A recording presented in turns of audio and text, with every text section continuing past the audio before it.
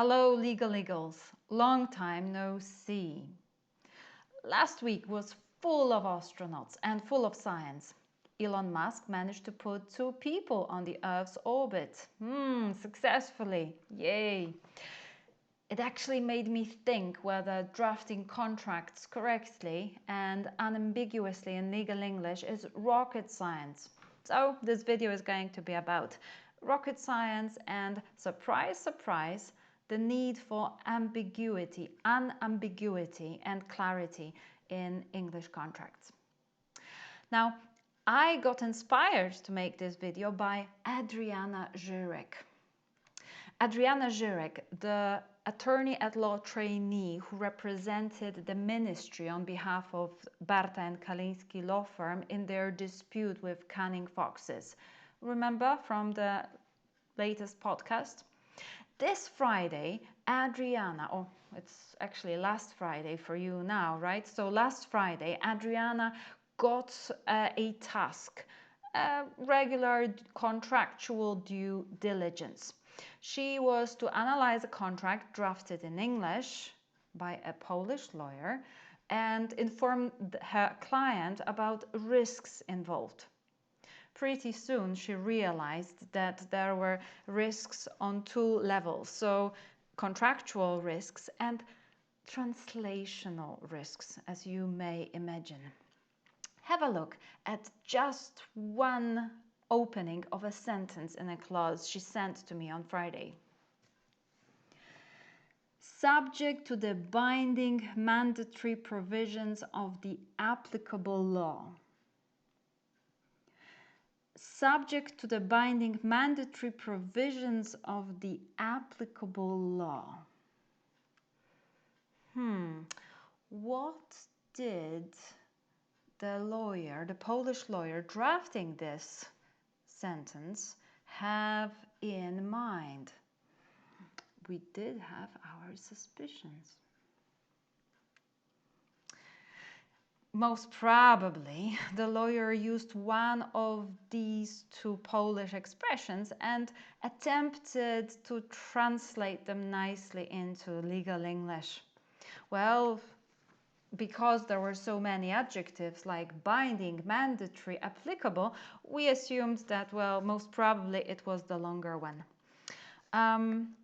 So we were on the right track, right? 99% sure what the drafter intended, but obviously Adrianna wanted to advise her client on a clearer, less ambiguous translation.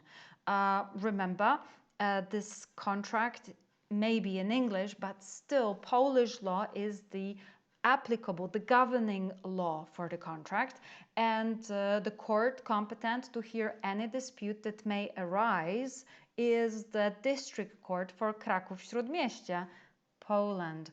So should there a need arise at any moment in time in the future, perhaps, that a sworn translator must translate it back into Polish, we would like to make sure there is very little or virtually no room for interpretation. Adrianna had a look at www.pros.com. It's a website for sworn translators. Translators here share their ideas on how to translate a given phrase. Much more reliable than Google Translate, DeepL, or whatever, Lingui, whatever translator you use. Still, the plethora of ideas they give you leave a lot of room for interpretation. So what criterion to apply when choosing one of these suggested versions? Perhaps the jazzy nickname, translator's nickname, PJ and Bibus. You could say, well, I've selected this expression because PJ recommended it. Why not? Or you could go for a respectable name in the industry. We have 2 here, Wojciech Wołoszyk and Adam Lankamer. Okay, so what then if these 2 experts differ?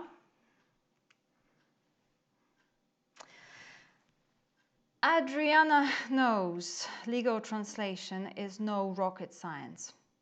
She used common sense, especially that each of these expressions has got its perfectly acceptable and clearly understandable equivalent in English. Each word in these expressions is easily translatable, and together they make sense. So you don't have to rely on the long list of expressions made up by somebody in the past and then put together for you to select. You can just go for what Adrianna recommends: binding provisions of law and unconditionally binding provisions of law. No rocket science, and this attitude leaves virtually no room for interpretation. So, hey guys, I think with this video, I would like to inspire you to rely more on common sense than on some authority, which is a sort of authority because it exists somewhere online, and perhaps things have changed, maybe interpretations have changed, it may no longer be available. Unless there are justified grounds to use some Latinate expression or a common law expression, the simpler our translation is, the better.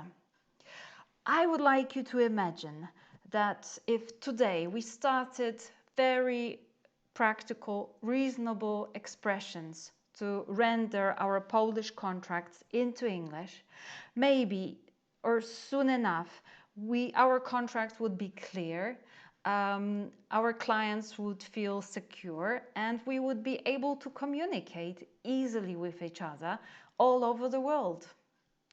And in 18 years' time, maybe, we would be standing on the podium saying to our thankful clients. Yeah, I'm really quite overcome with emotion on this day. It's kind of hard to talk, frankly. It's been 18 years working towards this goal, so. Thank you, Legal Legals, for watching this video. Bye.